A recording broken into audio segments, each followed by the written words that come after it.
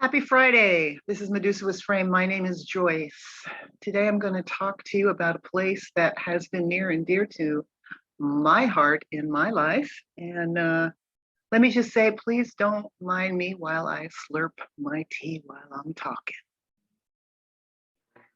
So the theme for this came from a place that I used to stay in on a regular basis 100,000 years ago.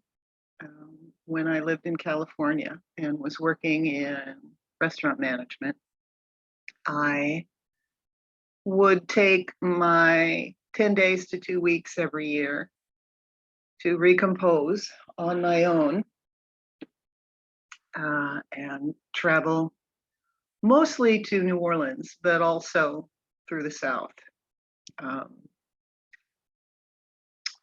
I adored New Orleans. This is pre-Katrina New Orleans, right? This actually was a very different place before Katrina. But that was my soul sanctuary at the time. Any of you that have worked in restaurant management or even worked back at a house can understand what I'm talking about. There were basically two places that I opted to stay.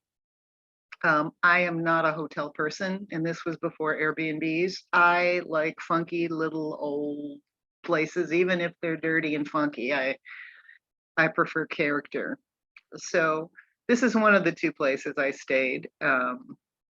This is an old picture, but this is where I stayed. It was St. Vincent's guest house. That's what it was known as the time. I also stayed in a youth hostel that was in a lovely old antebellum home. Lovely. I have no problem sleeping in a bunk bed. I have no problem with that in a bathroom down the hall. Doesn't bother me a bit. St. Vincent's at the time was both a guest house and a hostel. So you could stay in the bunk area, or you could stay in an area where there were several beds in a room, or you could have your own room.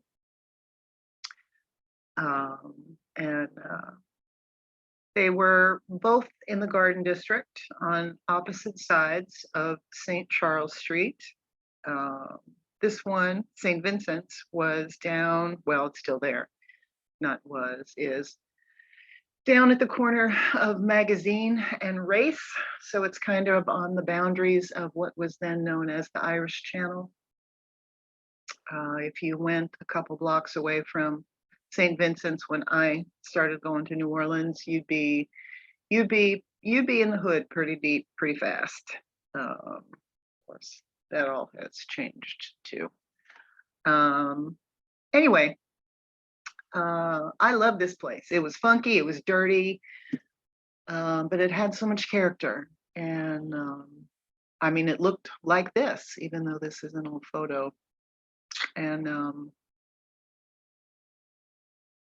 yeah, for many years, this was my haven in New Orleans. And I was just thinking about New Orleans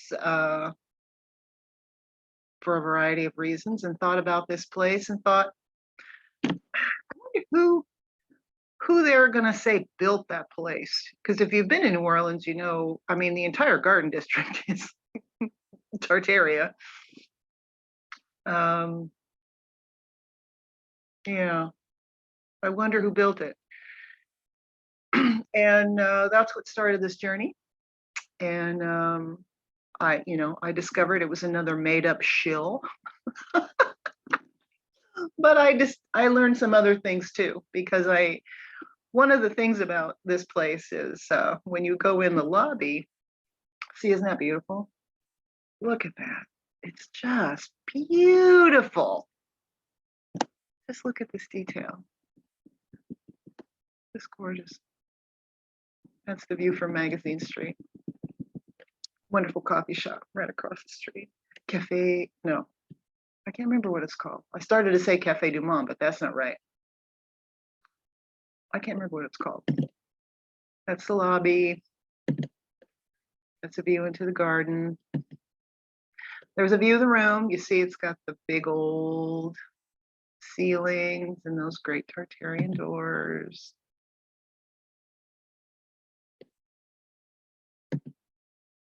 Okay, so when you go in, before you go up the stairs, there are all these pictures on the wall. And so the history of the place sits prominently. That's a statue that you'll learn more about of the founder, Margaret Gaffney. And then there are other photos back here, which you don't see here, but you will see as we proceed, of when this was an orphanage, specifically an infant orphanage. And there's some brief history on the wall about why it was built and the purposes it served. And so I knew that there was a lot of history. And the rumor is that there are unhappy spirits there, that it's haunted. I didn't see anything when I was there. Well, I wasn't aware of anything. I could have seen something, but you know, it wouldn't have bothered me. Anyway, so I knew there was history.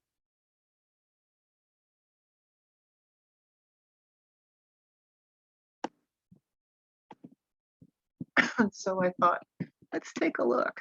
See, now this would be a turnoff to a lot of people because it looks kind of dingy, but I love this. Anyway. The detail on the outside. This is a shot of one of the photos in that hallway there of all the babies that were there. Another inside shot. That's the same photo we started with. Lovely old photo. And there's a photo on one of the balconies with one of the Sisters of Charity who ran the orphanage. Okay. So that was just kind of a why this became a topic story. So let's start.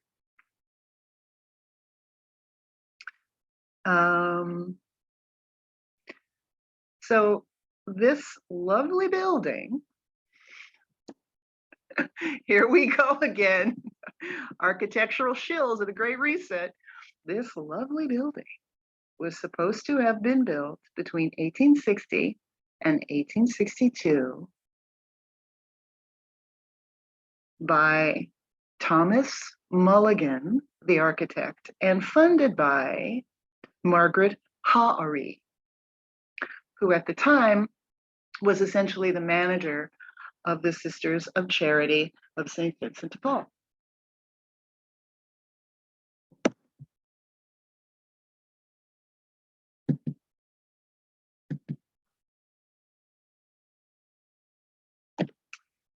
Now, putting Thomas Mulligan into the category with Clutho from Jacksonville and Sullivan and Wright from Chicago and Fisher from Seattle and Upjohn, who I just did a video about, the guy that's supposed to have built these magnificent Episcopalian churches all over the country.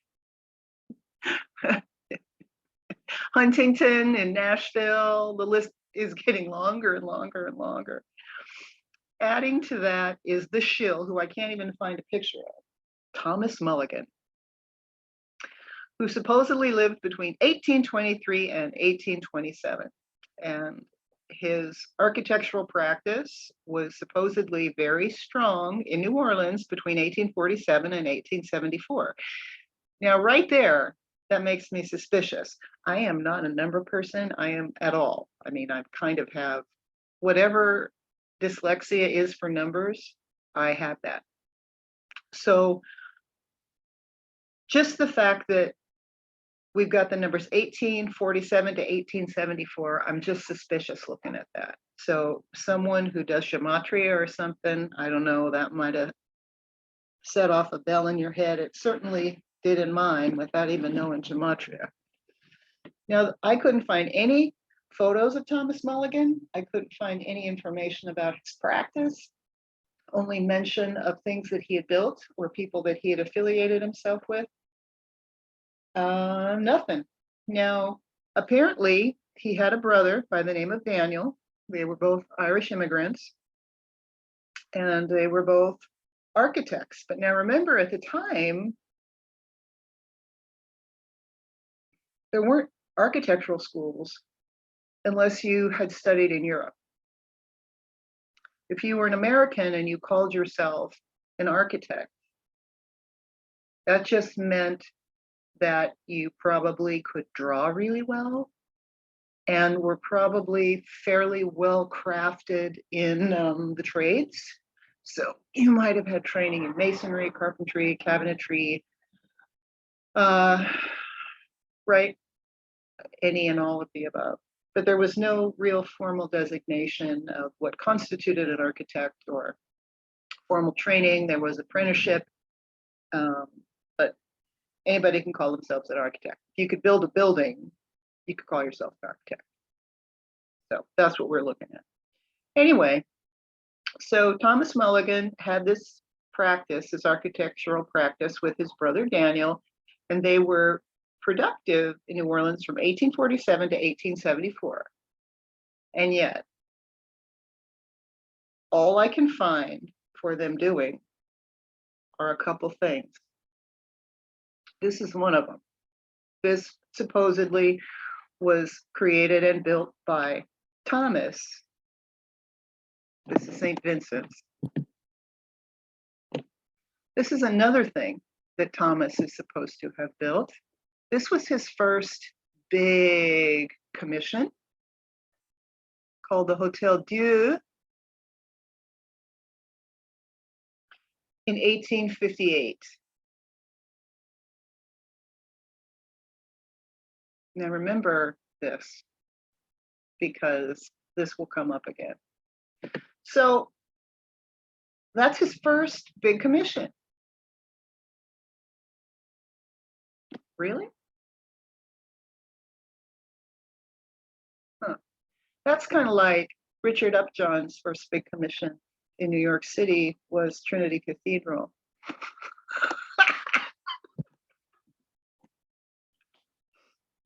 I'm just getting the ridiculous stuff out of the way. I'm getting the architectural reset of absurdity out of the way so we could get into the story about people. This is something else that brothers Daniel and Thomas Mulligan were supposed to have created. This is the Blessed, okay, this is a long name. Blessed Francis Xavier Silos Catholic Church of St. Vincent de Paul. I don't want to have to say that again. On Dauphin, of course, you know, in New Orleans, they don't say French names correctly. I would say Dauphin. In New Orleans, you say it Dauphine, like Chartres, you say charter, right? Carondelet, you say carondelet, right? Anyway, so this is on Dauphin or Dauphine. Blessed St. Francis Xavier Zelos Catholic Church of St. Vincent de Paul, 1866. This is inside. Huh. You got to wonder about an architect's training if they can build naves and cathedrals and such. That's the outside. Yep. Two brothers together, 1866.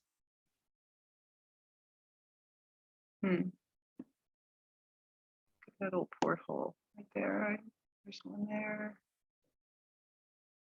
Interesting, right? Old resonator windows. Oh, so ridiculous. Anyhow, oh, nice arch up there. I'm just getting all the absurdity out of the way. Now, this is also something that they're supposed to build. And if you've been to New Orleans. Or if you are a fan of Anne Rice and you know more of her than just Interview with the Vampire, but know about her life, then you'll recognize this church. That's St. Alphonsus.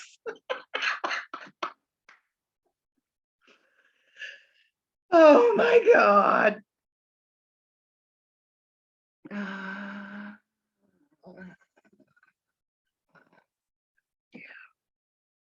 they're supposed to have built St. Alphonsus in 1857.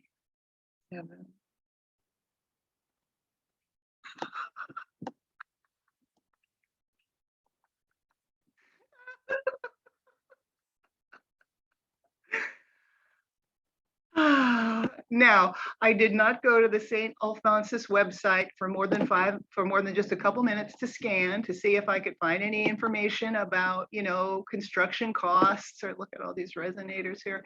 I didn't spend a lot of time looking because, we know it's all lies. It's really funny how stupid they think we are. And well, I mean, we have been, because they got away with it all this time.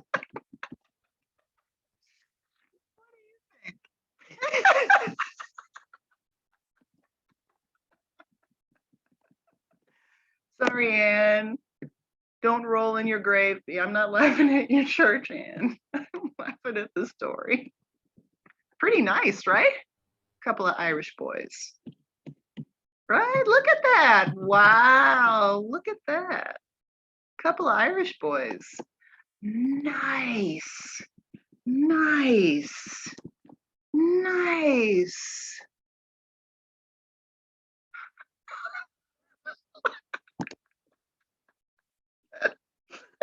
Last but not least, St. John the Baptist Church, which you're looking at here, 1851, on Oretha Castle Haley Drive, which is on the Irish Channel side of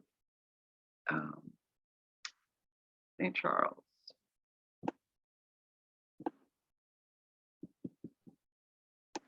Man, those boys had it going on, didn't they? Look at all that detail. Look at those coil resonators, resonator windows, magnetic arches, portholes, plasma collector fountains. Man, man, man.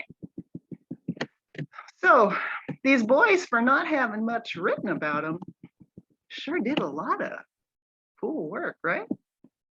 That's inside St. John the Baptist. And apparently the windows are attributed as having been constructed in Germany and imported. So, Thomas and Daniel Mulligan.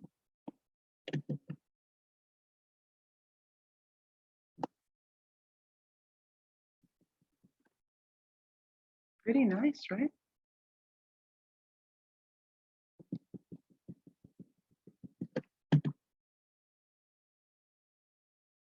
Man, oh man, oh man. Choir loft. All right. So we enter New Orleans in the convenient time of the plagues. Cholera hit New Orleans twice in 1832 and 1848. Yellow fever hit New Orleans twice, also in 1853 and 1855. Yellow fever hit St. Augustine twice too. Yeah, New Orleans is swamp bottom, and back then, a lot of the Louisiana around them was still swampy and cypressy, the way where I live was too, St. Augustine. So needless to say, there were a lot of mosquitoes. But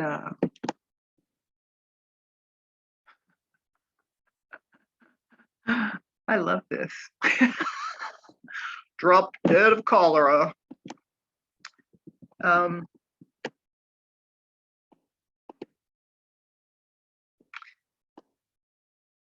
as in all plagues and diseases in our history, I wonder about the vectors involved.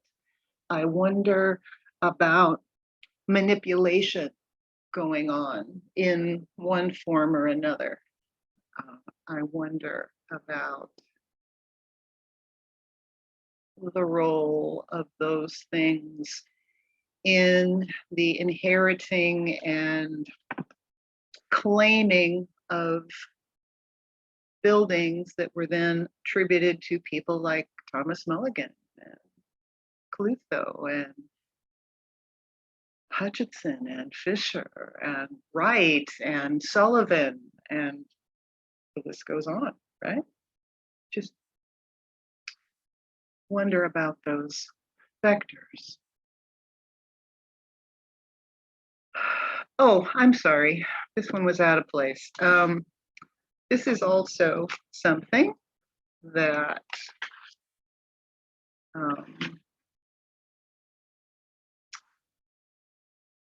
Mulligan is supposed to have constructed. And this was St. Elizabeth's Home of Industry for Girls. Old stereotype or some such. This supposedly was built in 1868.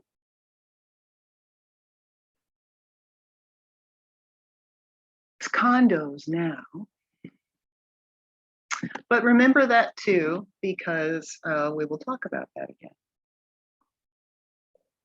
I'm going to be taking slurps of coffee as we're going here.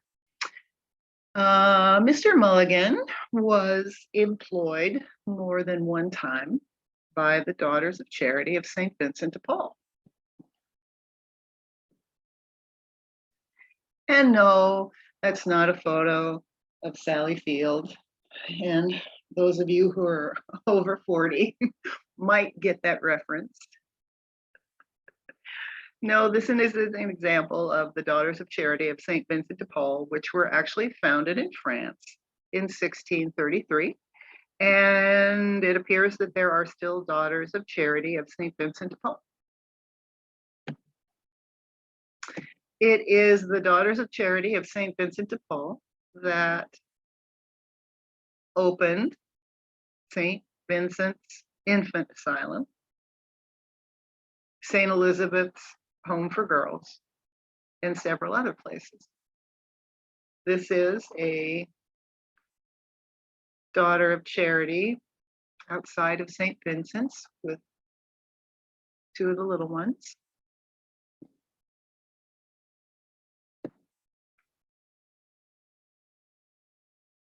That's a daughter of charity inside. Well, you know, I'm not sure about this photo. Normally I would say it was inside St. Vincent's because the baby is not Caucasian. And that's something that St. Vincent's became known for during that time, is that they took in all babies, regardless of heritage, race, religion, you name it. But I'm looking at her headpiece and it's different, but maybe they didn't wear the big flying nun pieces. And I know that was really rude what I just said, but I don't know what they're called. Maybe they didn't wear them inside. This photo is attributed with St. Vincent's, but just looking at it now, I question it because of what she's wearing on her head. But see, the baby's not Caucasian. And so that's why I'm thinking it must be St. Vincent's. And that's also attributed to St. Vincent's, one of the Daughters of Charity feeding the babies. So it was started in France, and the first congregation of these nuns, sisters, daughters, was started in Emmitsburg, Maryland, and that was in 1809. And it was started by Elizabeth Ann Seton, Sister Elizabeth Ann Seton. It's a movement dedicated to social work, education, and ministry. They wear black clothing and very distinctive white caps in public to let you know that they are cloistered from society, and they consider their work a response to the community in need. So it's not a recipe format. It's let's take what we got and go see what we can do. In 1814, they opened an orphanage in Baltimore, as well as doing hospital work, which was an important part, usually an important part. In 1817, they opened an orphanage in New York City. Mother Seton passed away in 1821 and actually was canonized in 1975. So isn't that lovely? In 1828, the Mulligan Hospital in St. Louis, Missouri opened as an orphanage and school by the Daughters of Charity. And the success of this situation, the hospital, orphanage, and school all in one, is what brought the attention of some people in New Orleans who sought the sisters to come to New Orleans. And there was a charity hospital for the sick and insane that they were asked to come and basically take over in 1834. This hospital, the charity hospital, apparently was the only hospital that was open during the Civil War and served both Federales and Confederates. Interesting. They also later, and it's listed as founded, not built, but they're also listed as founding Hotel Dieu, which was the first commissioned building of Thomas Mulligan that I showed you. Interesting. Who found it, I wonder?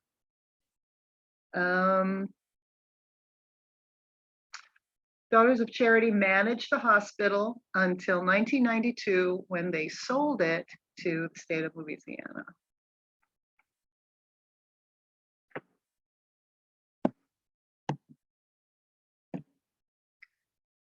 So this again,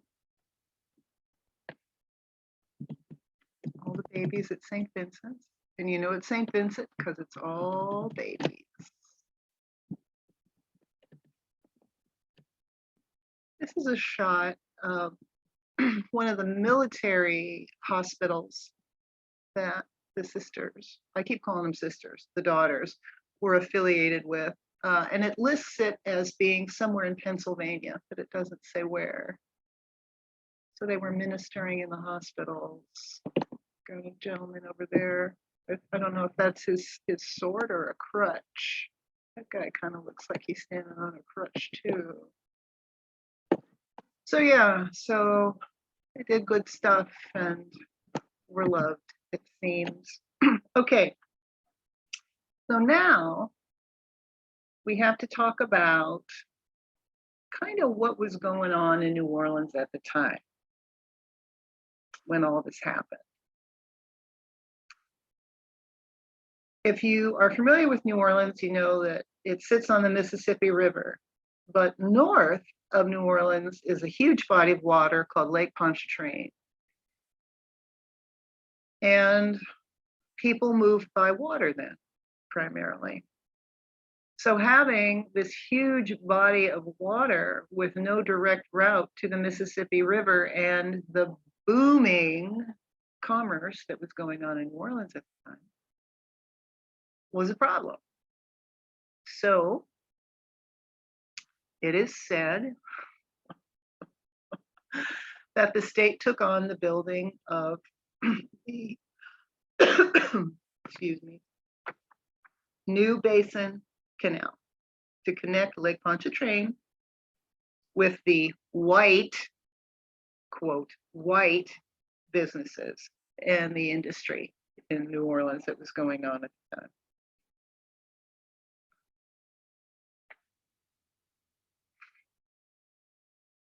Well, Supposedly they started it in 1831. Everything up there, what is now the Lakeview district, was all swampy, cypress swampy, uninhabitable, hard to get through. So it was kind of rough and very taxing. There already was a canal of sorts, known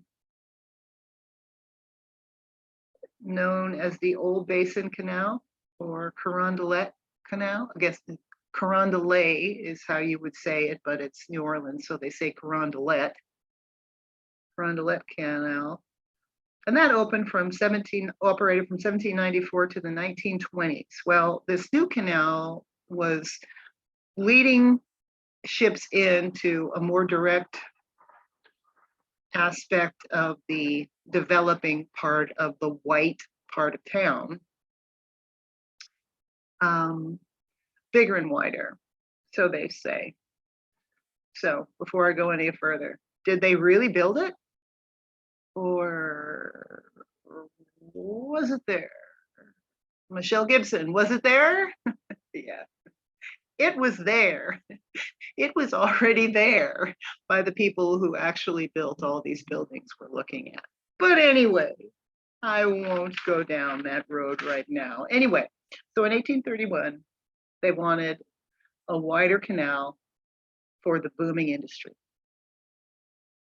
But we've got yellow fever moving through, we've got cholera moving through, and that only is exacerbating the problem that moving through swamp with gators and snakes and all sorts of things, all the havoc that was wreaking.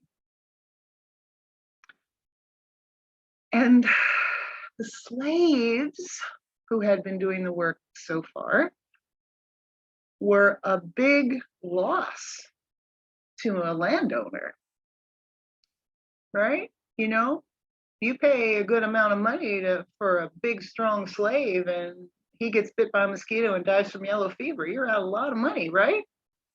So they decided that was not going to work. None of the free people wanted to work for any amount of money. And the landowners had decided that their slaves were just too valuable to be doing this work. So they started using the Irish immigrants who were pouring into the city at the time, as they were pouring into other parts of Catholic America to escape political upheavals, extreme weather detriment, and the potato famine. Again, who was creating all that weather? We don't know. Anyway, so the Irish immigrants were paid $1 a day to do this back-breaking work. And this became a really big thing. And so much so that there were advertisement flyers that apparently were sent to Ireland, and people were coming from Ireland to do this work, to work for $1 a day. So there were no official records kept of the dead, and quite a few died in this considerable undertaking. Estimated between 4,000 and 30,000. That's quite a big gap. Most of them were buried where they died, or in areas of levee that were created by the removal of the dirt and piling it up in levees, just buried in there. Yeah, potentially up to 30,000 people just died in the doing of all this. Supposed to have taken 10 years to build, and that's a shot of the lighthouse after Katrina took it out, as you will recall. Apparently it was rebuilt in 2013. That's a shot of the canal when it's complete. That being Lake Pontchartrain over there.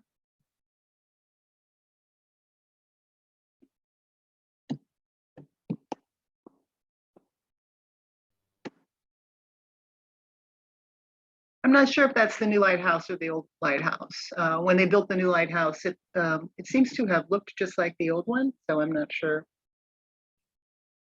It doesn't matter either way. Anyway, so the canal joined the lake with the intersection of Robert E. Lee at the west end. So, if that means anything to any of you that have been there. Ran through the high ground in Metairie, through the mid-city lowlands, and oh man, they're low. If you've been there and it's raining, you know how low mid-city is. Everything floods. And to the Rampart Street turning basin. So the legislature actually voted to close it back to Claiborne Avenue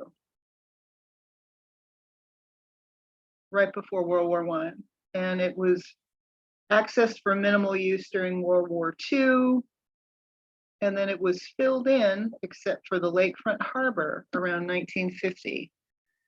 So this is kind of interesting, right? I mean, you think at least 30,000 people died in the construction of this canal.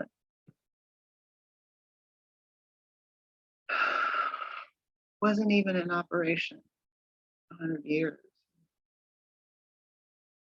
Yeah, that's Mormon's Michelle Gibson stuff. Where the Pontchartrain Expressway now crosses over the land is where the old canal was. On the lakefront, there is something called the New Basin Canal Park. I've been there and spent a lot of time there. Before Katrina, there was a very extensive bus system in New Orleans. You know, the buses basically mimicked what the streetcar lines, you know, streetcar named Desire, all that stuff. The buses mimicked the streetcars and then some. And it was very easy to get all over that city by a bus. And so yeah, I've been up to that canal, and it's right on the lake, and it's really lovely. I love it. But in 1990, this cross was erected to commemorate the lives of all the Irish gentlemen who crossed an ocean that took months to cross and work for $1 a day. Oh, you can't read that. Work for $1 a day only to be thrown into a pile of dirt on site when they were killed in the work. Okay, so we've got this city that's a bustling city of commerce, international commerce. Because it's a bustling city of international commerce in the mid-1800s, we've got immigrants coming from all over the world who may or may not have access to English, who may or may not have access to various kinds of laboring skills. And we've got, because of the geography of the area, we've got cholera and yellow fever running rampant. People are dying. Parents are dying. Immigrants come from other countries that don't speak English and are struggling just to make enough money to feed their children, often doing very dangerous work, as the Irish gentleman who built the canal. And when they die, well, what happens to their wife and children at home? So then you had women who were before staying home and raising a family, having to go out, excuse me for all the of that, having to go out and do whatever they could do, pick rags, a lot of washerwomen and types of things. Well, what do you do if you got kids, right? Well, there were places that would take children in, kind of like a daycare situation. Or if the kids were too small, they would leave the children with an understanding of it being for a certain amount of time, maybe a few months. Come and see them when they can, come back and get them when they got to a certain age, when they were more independent, right? So you had a lot of this going on. Now, this photo has nothing to do directly with this video, but I found it when I was searching around and looking for things. And it's just more of the shill architectural reset architectural hogwash. If you've been to New Orleans, you know that the train station that's out behind the Superdome does not look like this anymore. But this actually is the original train station.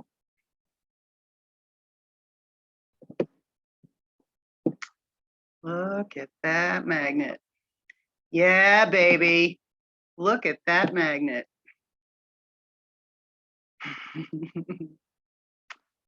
Look at those oscillating coils. Now get ready to laugh, okay? If you're drinking something, swallow it. This is supposed to have been built in 1892 by Louis Sullivan. Louis Sullivan. I didn't know that. I just found that out when I was looking at stuff. Louis Sullivan. Who's Louis Sullivan? He's the shill who is noted for rebuilding Chicago after the Great Fire. Who was Louis Sullivan's lead draftsman? Frank Lloyd Wright. Another shill. So anyway, this is just really lovely. And I'm including the picture for two reasons, because it's brilliant, magnificent. And it's just kind of all part of the history is all lies. And from a mud flood perspective, look at, the grandeur of this, right? And there's just a handful of people walking around. Anyway, all right. So now into this environment where, due to tribulations the world over, though especially in Ireland and Germany at the time, and Italy, people were flocking to American cities that were Catholic so they could do what they needed to do in ways that they were used to. Flocking to where there were already communities. And Margaret Gaffney was one of those people.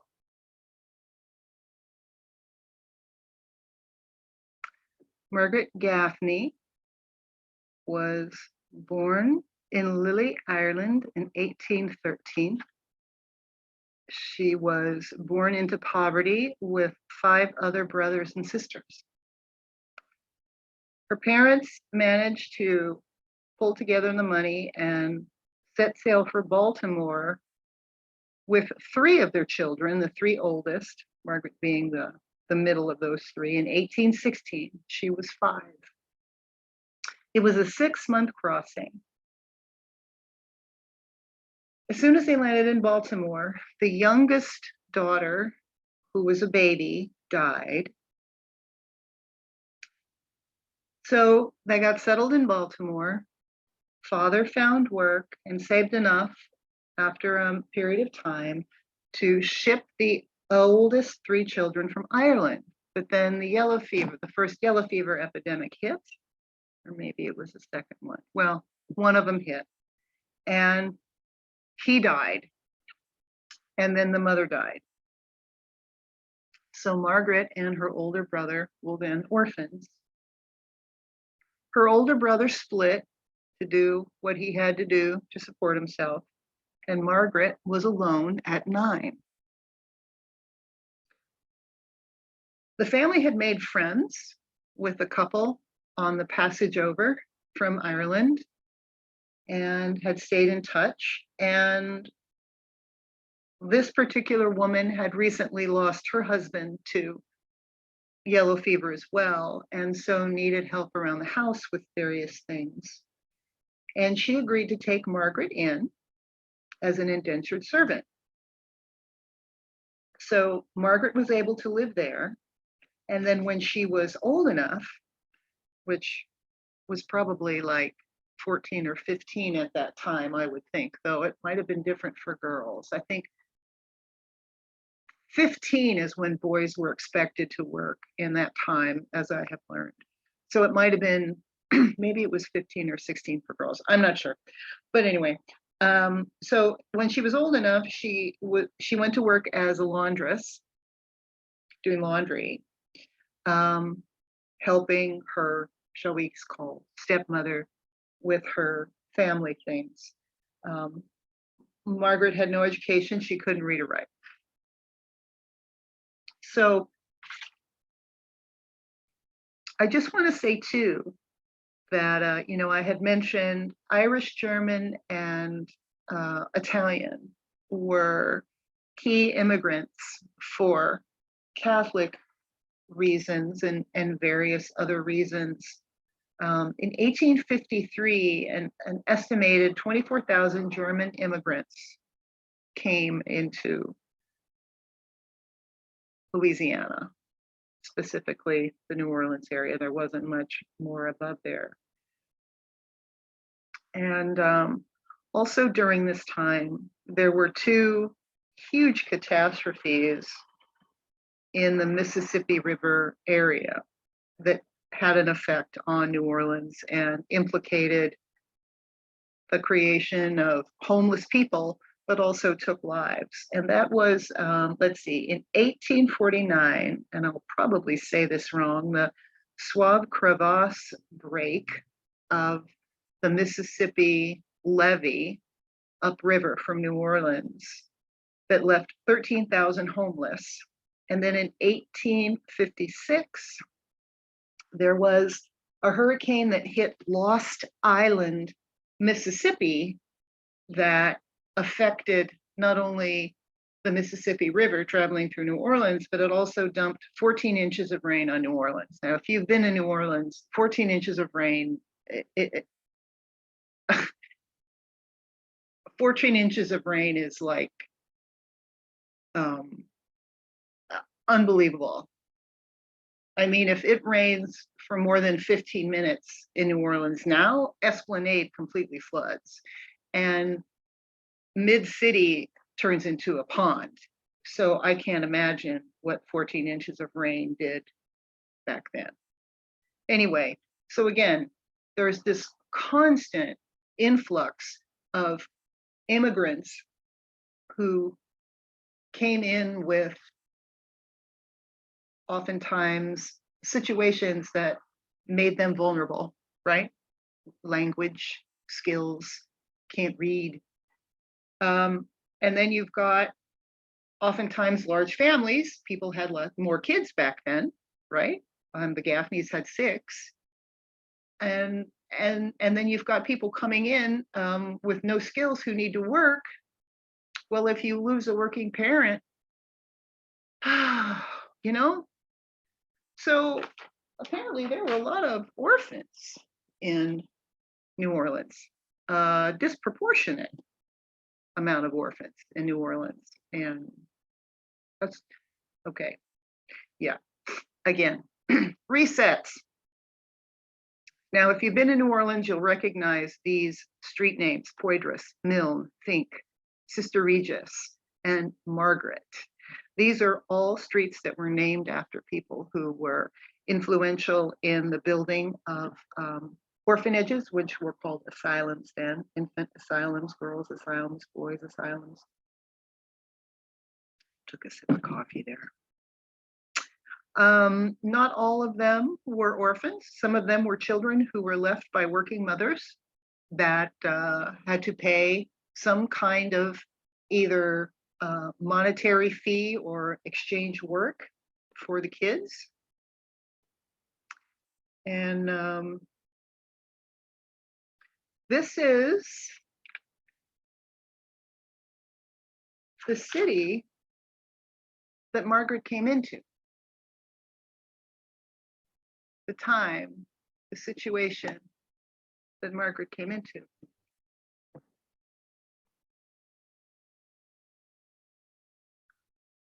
She essentially was an orphan at that time. I mean, an indentured servant is an orphan.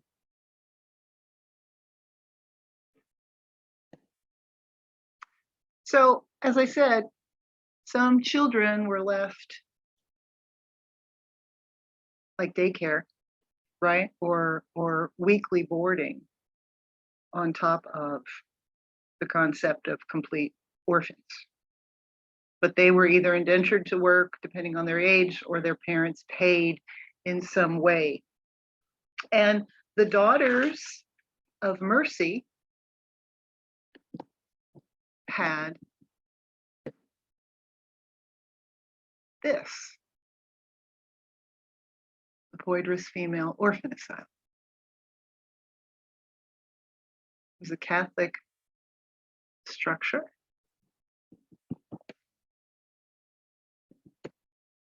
There's a picture of, I'm not sure who that is. I'm not sure who the clergy is there. It didn't list. Wonder if it was the Archbishop of New Orleans at the time. I guess, you know, these girls have been baptized. These are supposed to be girls from the Poydras school. Of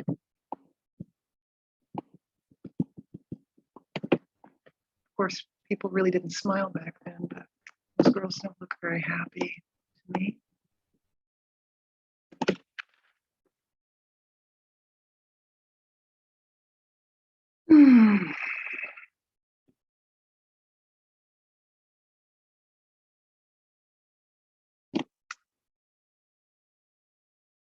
At the time,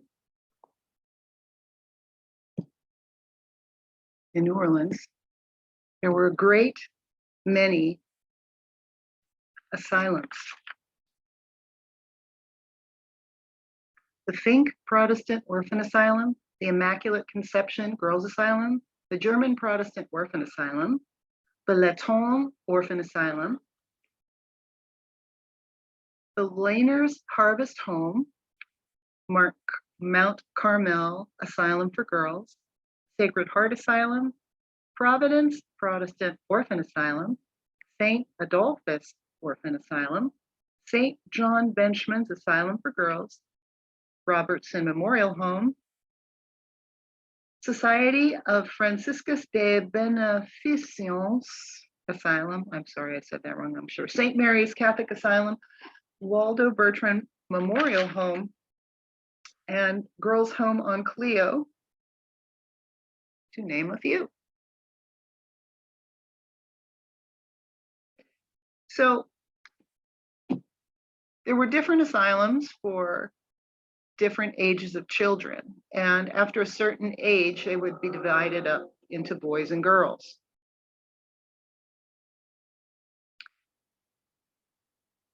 So a new place opened by Sister Frances Regis in 1830, who was then the head mother, or whatever you would call it, of the Daughters of Charity. The New Orleans Female Orphans Asylum.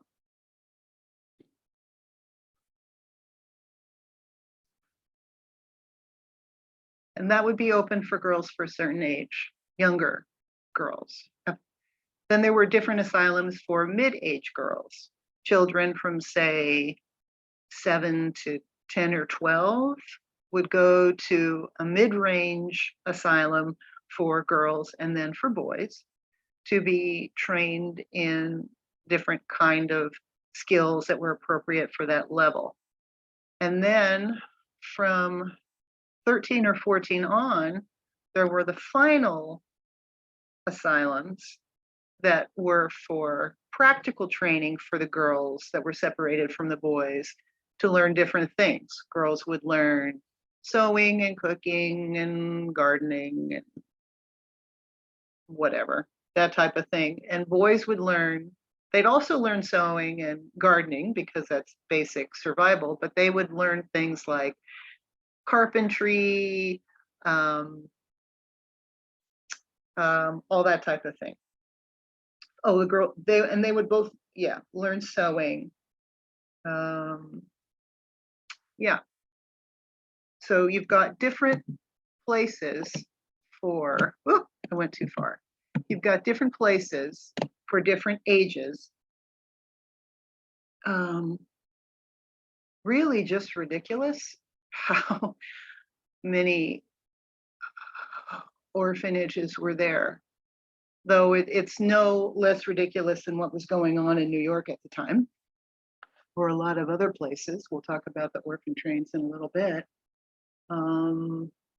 Yeah, it certainly gave shills like the Mulligan brothers an opportunity to say, oh, I built that. And actually, in my research for this video, I found another shill who's an even better shill than Mulligan. Oh my God, that's going to be my next video. This guy, oh my God, what a wacko shill. All these founders. Oh my goodness. Anyway, so Margaret Gaffney is in Baltimore. She has acquired a job being a laundress. She's still living with her benefactor. I don't know what to call her. She certainly wasn't adopted. Her benefactor, to whom she was an indentured servant. On October 10th of 1835, when Margaret was 21, she married Charles Haverby. So she was able to leave her obligations with this woman who had kindly taken her in. But apparently, Charles was a sickly sort of fellow, and I think she wanted to get out of Baltimore. Anyway, it kind of seems like, and she talked him into moving south, where there were new opportunities and better weather for his constitution. Didn't find what was ailing him, just that he was. Also, there was a big Irish Catholic community in New Orleans, which I guess there were already people moving from the Northeast, Irish people, Irish immigrants moving from the Northeast to New Orleans for this Irish community. So they took a ship from Baltimore to New Orleans and arrived on the 20th of November, 1835. So that all happened really quickly, didn't it? They got married in October and they were in New Orleans in November. Okay, Margaret got a job as a laundress and seamstress at the St. Charles Hotel. Cholera had hit the city. Yellow fever had hit the city. And I guess the journey by ship really took a toll on Charles. And even though they were in a better climate, at least not as cold a climate, it's still pretty damp. Have you been in New Orleans? In the winter, it's cold. I mean, it's not cold like Baltimore by any means, but you know, humidity goes both ways. Humidity makes the hot hotter and the cold colder. So yeah, I mean, certainly it wasn't blizzardy and raining and snowing like it would have been in Baltimore. But New Orleans is cold in the winter. That piercing, dampy cold that cuts through you. So they were expecting, and Charles apparently had decided that he felt like he was going to die, and he wanted to go back home to be with his family. But he waited until their baby was born. Frances was born, their baby, their daughter. And then he got on a boat to go back home to Ireland. A couple months after he left, Frances, their baby, died. And a couple months after that, Margaret learned that he had died on the ship, never made it home. So once again, she was alone at 23.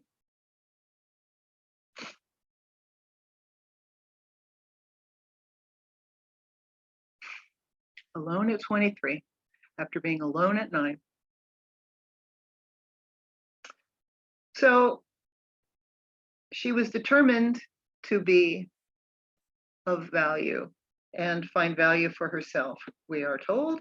So she started volunteering what she could and when she could, after working as a washerwoman at St. Charles Hospital, and got very involved with the Daughters of Charity of St. Vincent de Paul through the Hoyduras home, and developed quite a relationship with Sister Frances Regis, who had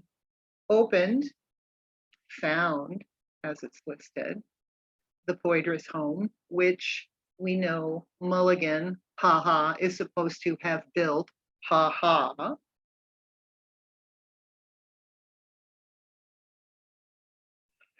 And she started doing things that she could do there. And I mean, I get it, you're uprooted as a child and put on a boat and brought across the ocean, and then your family dies, and then you're an indentured servant, and then you find a man and you get married and you have a baby of your own, and then your baby dies and your husband dies. A higher calling to do better. Okay, all of this is speculation. We don't know. I'm just saying, I get that. That's a legit story. So Hoyduras is a big name in New Orleans. Hoyduras Avenue is like, the street where all the banks are. It's like the business street. So Julian Hoyduras was a House representative for Louisiana 1809 to 1811, and he was actually the president of Louisiana Senate from 1812 to 1813. And at some point, he donated his home to the Sisters of Charity, Daughters of Charity, I keep saying that wrong, Daughters of Charity, for one of their homes. So, pretty cool. So, through her volunteer work under the watchful training eye of Sister Frances Regis, Margaret started doing house calls, and she would go into the homes of families or single mothers at that point, oftentimes, who had children who were suffering from yellow fever. And again, that's part of the Sisters of Charity, is you offer nursing and care. So there was that going on. She would go, and of course back then people didn't go die in the hospital, they died at home, so she's going to people's homes, she's nursing and caring as she can. But apparently she was also reassuring these women that their children would be taken care of when they passed away. So right there, again, my suspicion radar goes up.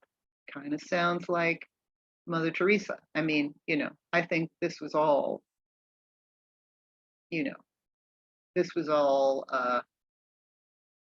illicit moving of children for profit. Anyway, she's supposed to have saved enough money to open a whole new asylum, St. Teresa's Orphan Asylum, in 1850. And supposedly, Sister Regis helped her also expand it into a church and school. Huh. So a woman who's completely uneducated, who's working as a washerwoman, saves enough money to have an orphanage built. And then, with the help of her mentor, has a church built that has a school attached. Huh.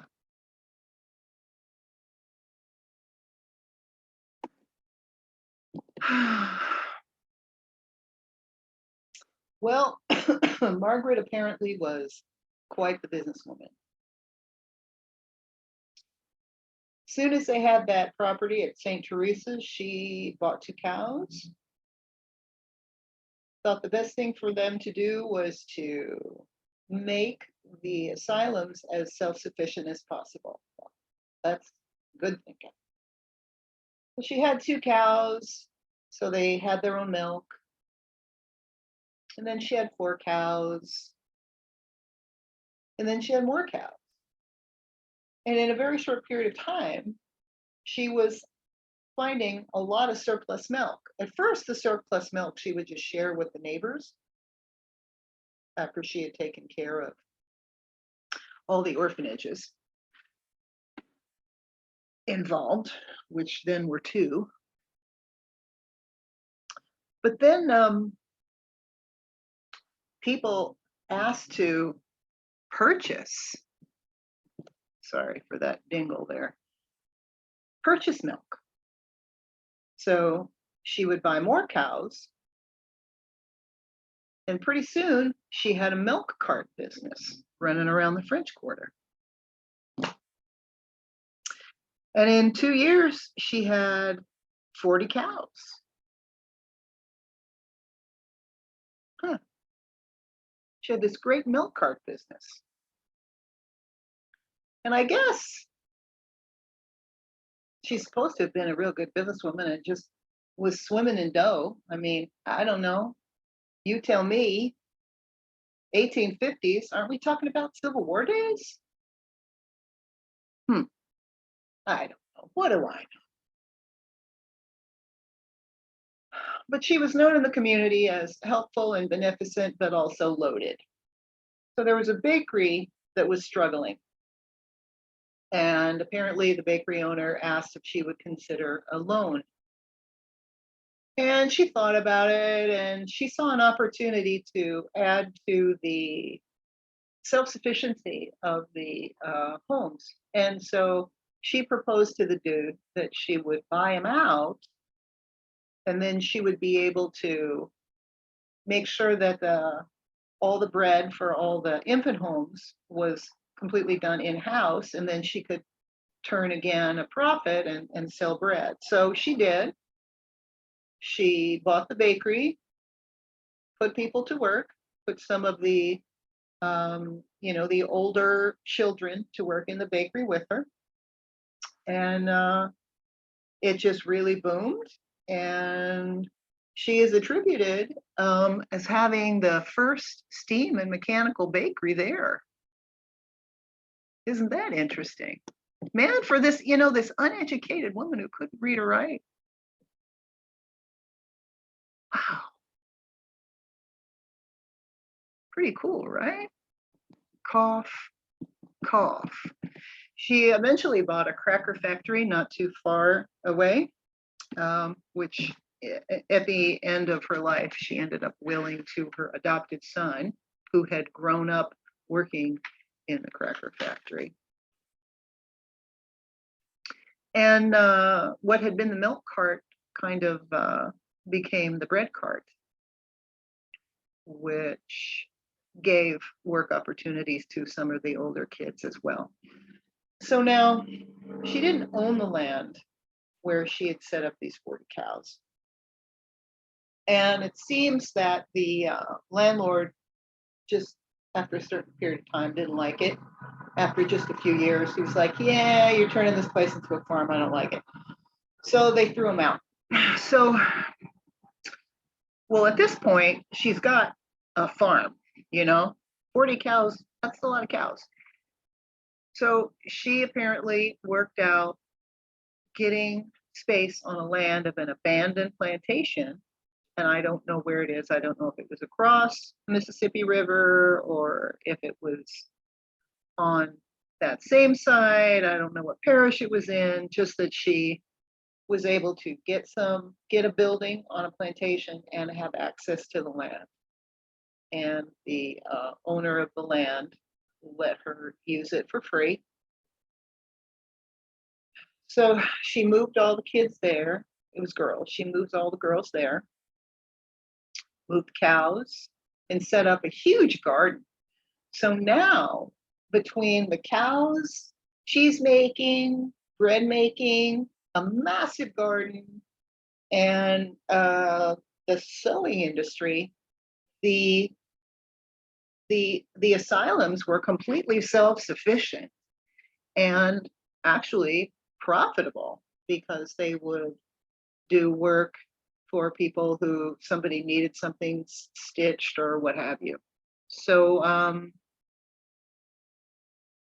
yeah, kind of booming, right? Kind of booming. Now there's a funny story of during the Civil War, when the Union soldiers occupied New Orleans. Margaret, we are told, was running around with her horse or donkey, whatever it was, and cart, and basically distributing milk and bread to what was a starving populace because of all the Civil War stuff. And the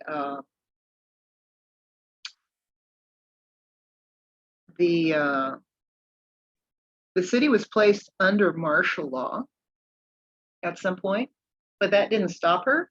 She kept delivering milk and eggs and vegetables and bread to anyone starving, and certainly to all of the orphanages that she had watch over. And the I can't remember his name, but the dude in charge of New Orleans, the Union officer in charge of New Orleans, basically told her that if she didn't stop crossing the checkpoints, she was going to be shot.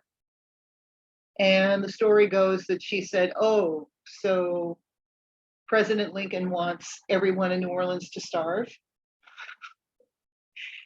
To which apparently this guy said, well, if you help feed my boys, I'll see what I can do. So you never know what's true and what's made up. Now in 1862, apparently Mr. Mulligan was commissioned to build St. Vincent.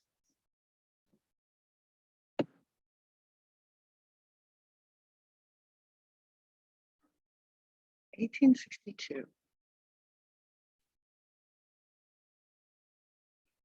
Louisiana had petitioned to secede from the Union in 1861. Okay. Civil War lasted till 1865. And New Orleans got tore up.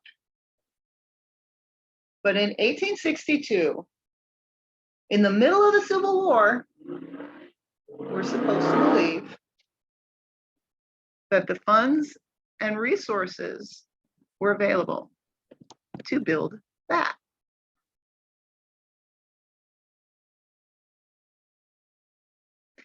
Because Margaret determined that what they needed was a baby asylum, because there were so many babies that were being dropped off, either because there were people that were dying of yellow fever and cholera, or people were being killed and left as widows from the war, or just life then, which was not easy. So we're to believe that this was built in 1862 to hold 200 babies at a time. And the plan was when they were 7, they would be then sent to one of the boys or girls orphanages that were like the middle school segment. Okay.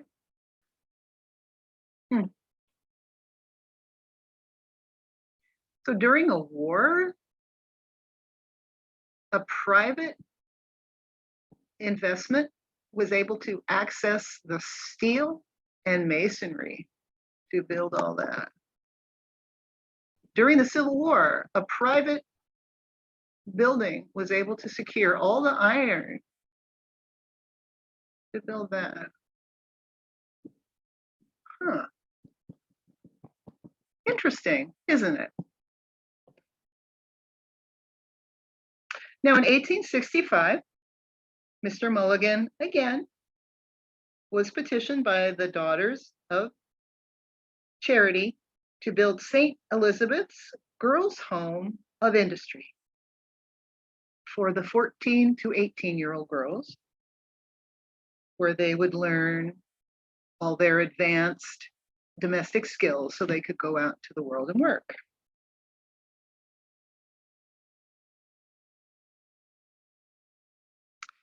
This is St. Elizabeth's magazine in Josephine. It's uptown.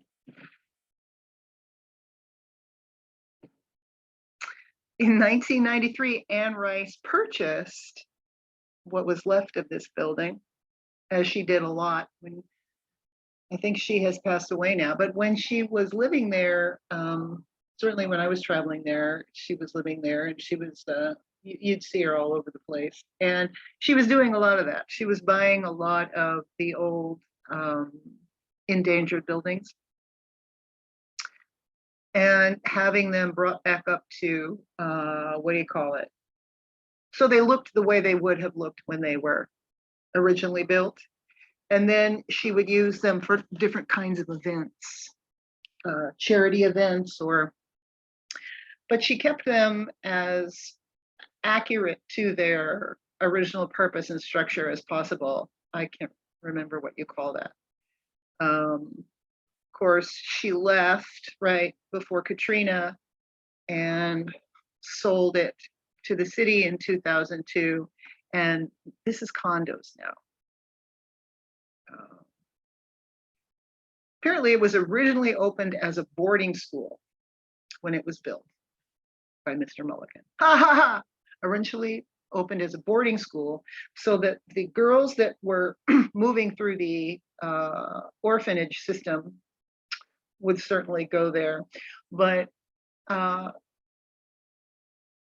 working parents who had means could also board their daughters there to not only be cared for, but have an ability to learn skills and then be commercial, make money from it as well.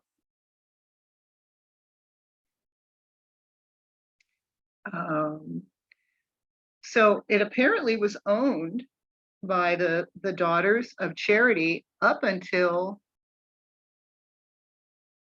1989. So I don't think it was an orphanage all up to 1989. But that's apparently when they left the building, and it had been unoccupied until 93, and that's when Anne Rice bought it. So anyway, Margaret during this time also opened the Camp Street Female Orphan Asylum for further training of 14 to 18-year-old girls. So this is inside St. Elizabeth's now, since it's been all schnazzied up. That's the Camp Street Female Orphan Asylum back in the day.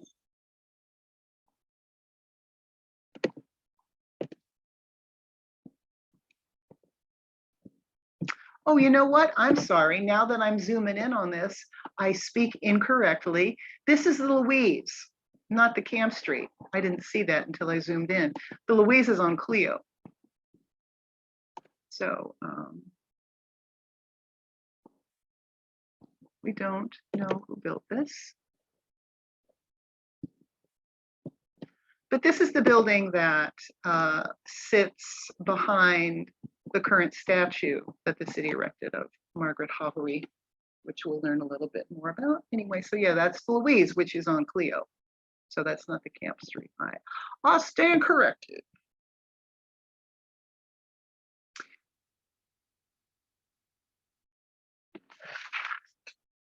So the unpleasantness of the orphan trains. There's a lot to talk about here, and it's been talked about in great depth by so many people, by Jamie at A Plain Truth, by Campbell at Autodidactic. Those are the first two that came to mind. I mean, this is an extensive topic that so many people have touched on. I'm just going to talk really briefly about it, but this is something, if you don't know about this and you're just reading about this for the first time, there is massive information about this and outstanding videos. So anyway, basically, thousands of children were shipped from New York City to cities all over the United States.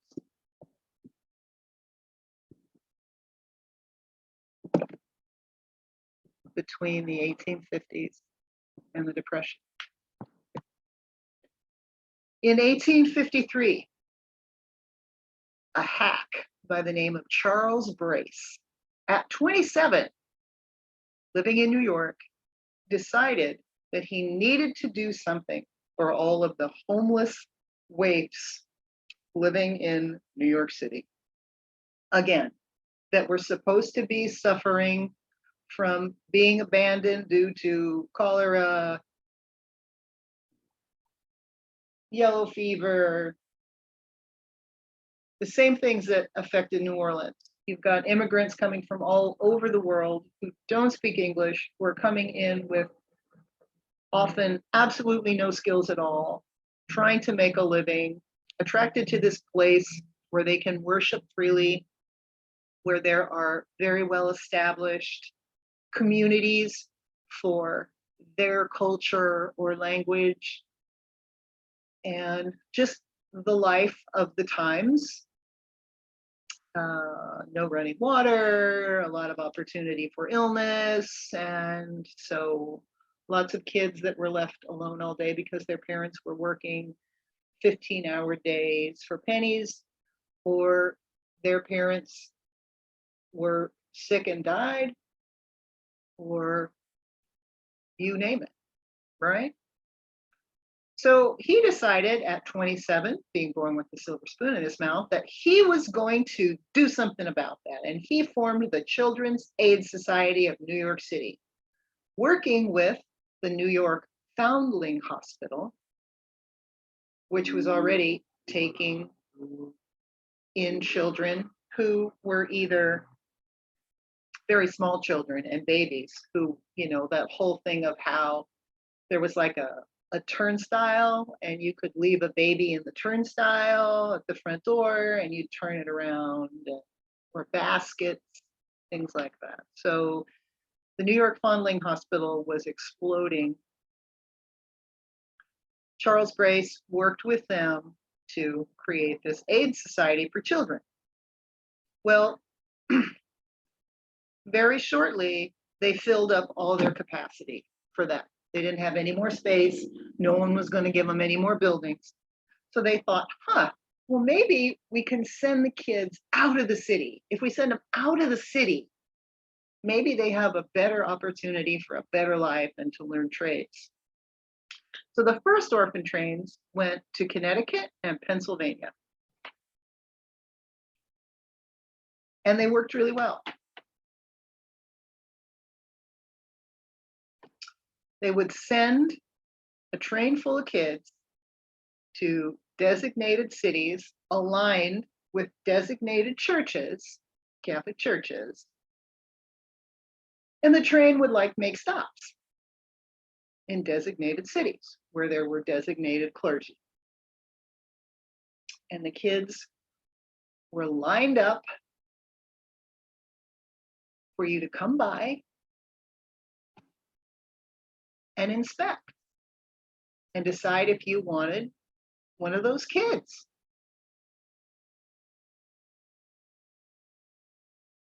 There's no formal adoption required. There was some exchange of money. I don't know what it was. You were supposed to fill out a yearly report and send it back to the Children's Aid Society. You know, I adopted Johnny and la, la, la, la, la, la, la. But there was really not enough infrastructure back at the Children's Aid Society back in New York City. So a lot of stuff fell through the cracks. And, you know, where these kids ended up and how they lived is not known.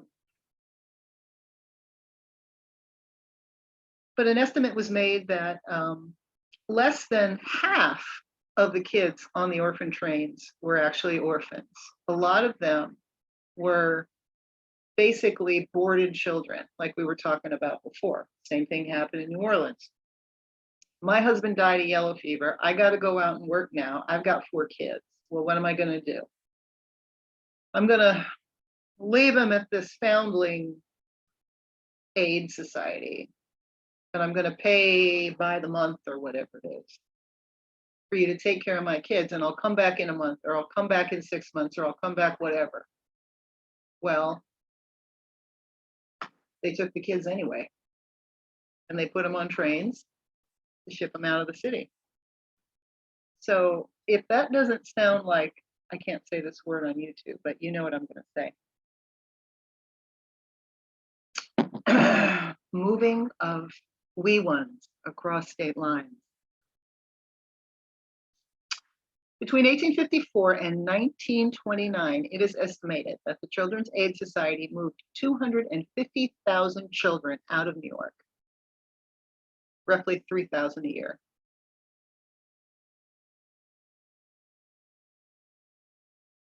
For 75 years. And the only thing that stopped them was the Depression. People didn't have extra money, and the thought of one more mouth to feed was not cool. And also, apparently, legislatures in various states were passing laws about, I can't say the word, moving children out of state or adopting children from out of state.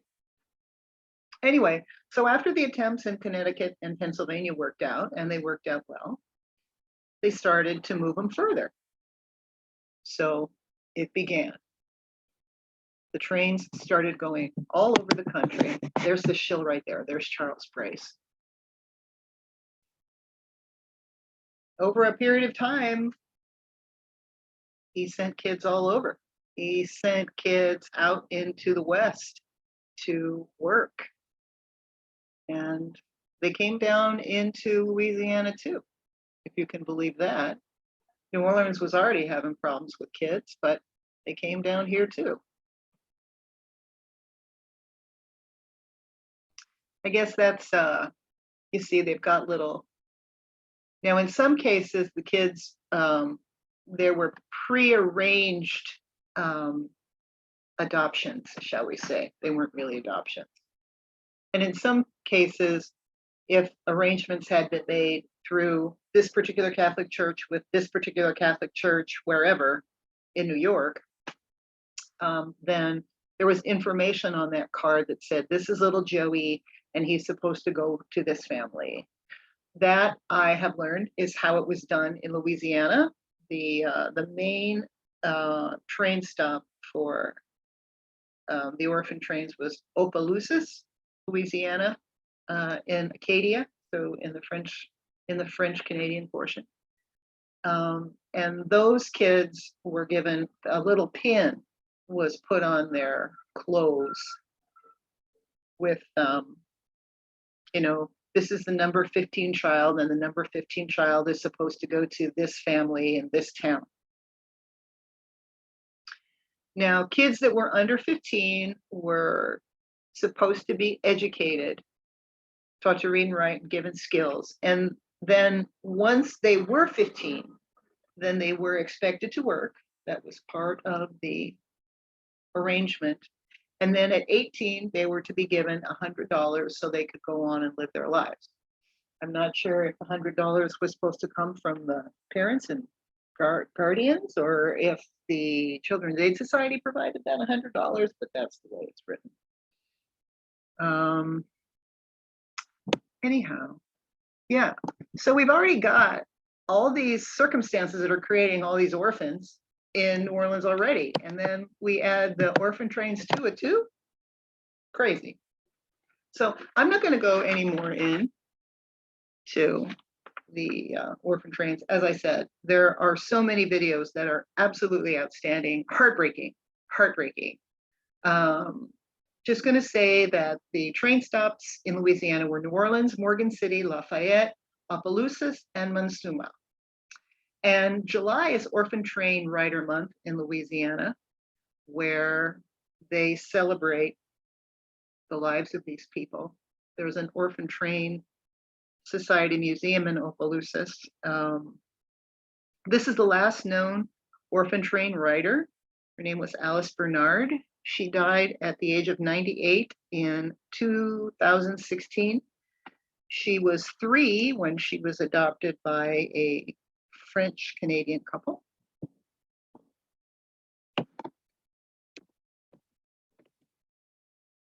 That's Alice. And it's estimated that between 1,500 and 2,000 orphans were brought in from New York City to Louisiana. I don't know for a fact, but I suspect that the reason that July is the month to celebrate orphan train riders is because that's also the month that Margaret Gaffney died. And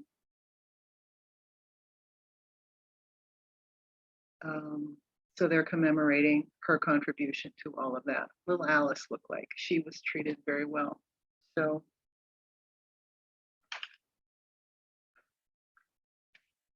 that's the Margaret statue that stands in New Orleans today.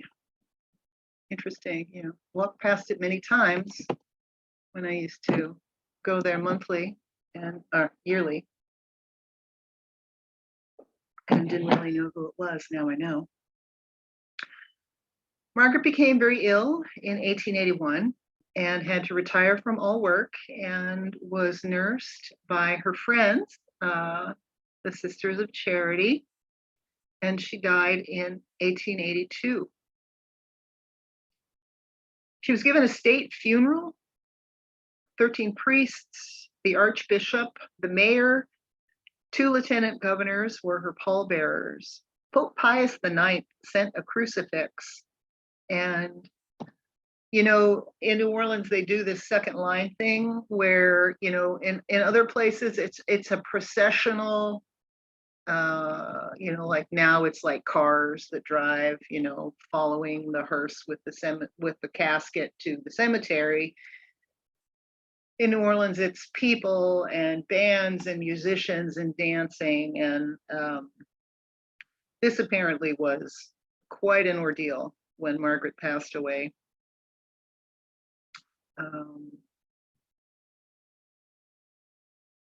The city was thronged.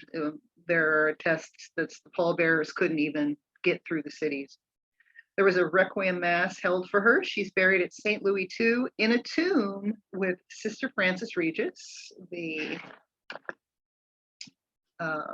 sister that took her in and taught her the ropes and gave her the opportunity to be a managerial part of this institution. Noted as a mother to the motherless. Before her death, in addition to the orphanages she was affiliated with, so St. Vincent's, St. Elizabeth's, St. Teresa's, and Camp Street one, she supported the Protestant Orphan Asylum, the 7th Street Protestant Orphan Asylum, the Jewish Orphan Asylum, which was supposed to be the cleanest, nicest, and best run in the city, the German Protestant Orphan Asylum, the German Catholic Orphan Asylum, the Widows and Orphans of Jewish Descent Orphan Asylum, the St. Vincent's Asylum and Church on Arado, which is a different St. Vincent's, and the Louise Home for Girls, which you saw that picture back. And this is the Louise Home for Girls in the painting. And her statue is right in front.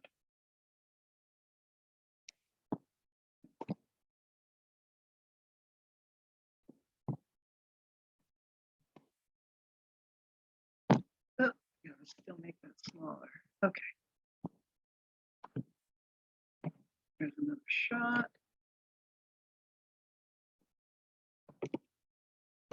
So, as soon as she passed away, the city started working to commission a statue to commemorate her. And they chose the sculptor Alexander Doyle, who had just finished the Lee statue. If you've been in New Orleans, you know Lee Circle, right? There between the Garden District and the Central Business District, where St. Charles goes around that circular park with the big obelisk and the sculpture of Lee on top. So he had just finished that, and they commissioned him to do this, and apparently it was finished July 9th, 1848. So 2 years after her death, they finished that.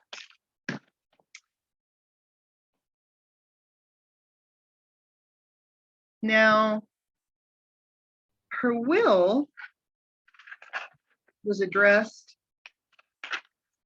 the Monday after her funeral, and the story goes that it was signed by an ex because she had never learned to read or write, and she had bequeathed all of her money to her 4 affiliated orphanages: the bakery and cracker factory. She willed to her adopted son, Bernard, who we are told carried that on.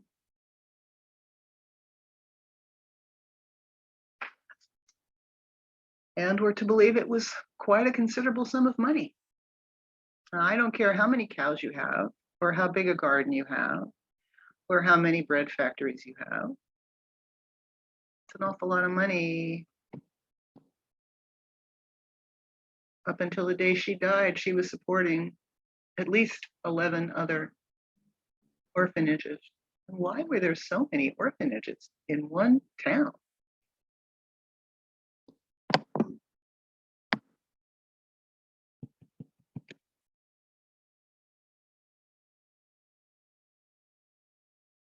This apparently was the first statue erected to a woman in a public setting, and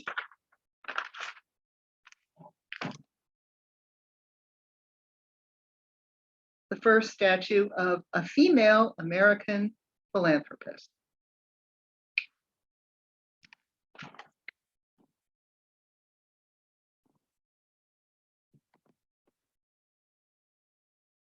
And that's the Louise Home, or was the Louise Home for Girls.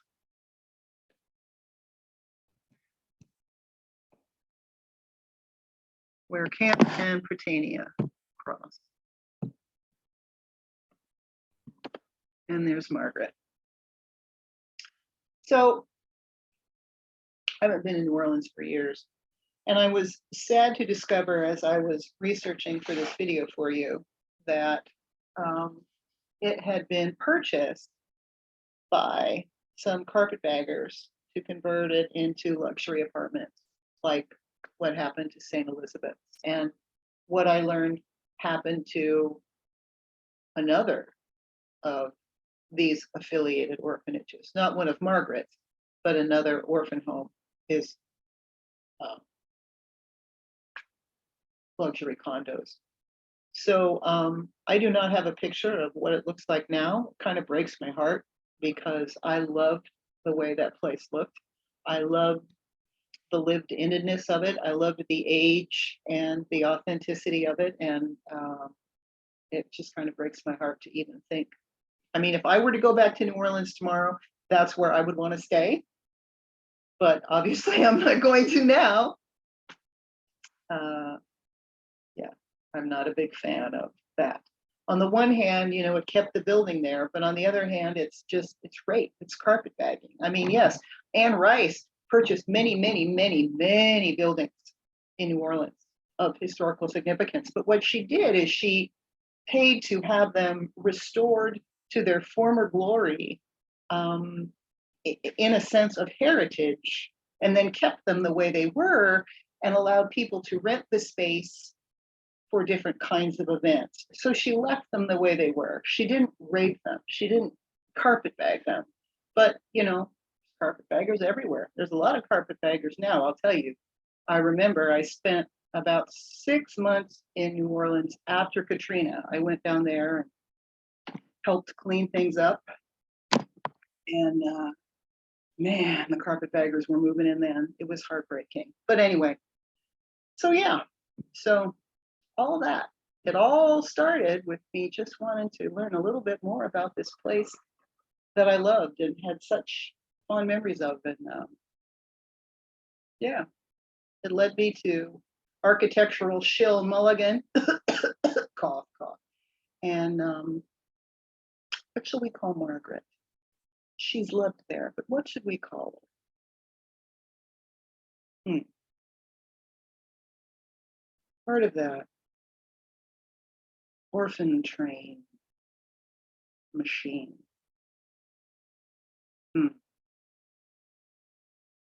Interesting.